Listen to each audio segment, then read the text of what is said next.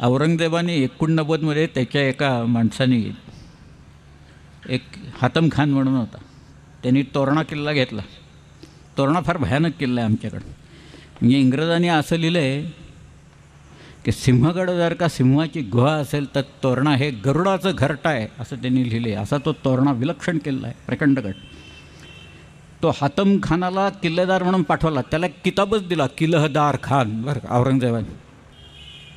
गेल्यावर तो वरती गेल्यावर त्याला तो तोरणा काय तो कळून आलं. त्यांनी त्याच्या गुरुला पत्र लिहिले की हा जो तोरणा नावाचा शिवाजीचा किल्ला आहे तो इतका भयानक आहे की इथं तरुण माणसाची हाबेलंडी उडते, तिथं माझ्यासारख्या म्हाताऱ्या माणसाचं काय झालं असेल याची कल्पना करा.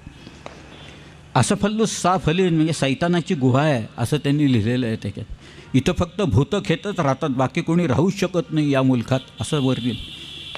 त्याच्यावर खाली परत तो किल्ला उतरायची वेळच आली नाही, कारण वरती लढाई झाली आणि त्याच्यातच तो मारला गेला त्या हातम खान त्या सगळ्या. परंतु या लोकांची धारणा इथल्या किल्ल्याबद्दल अशी होती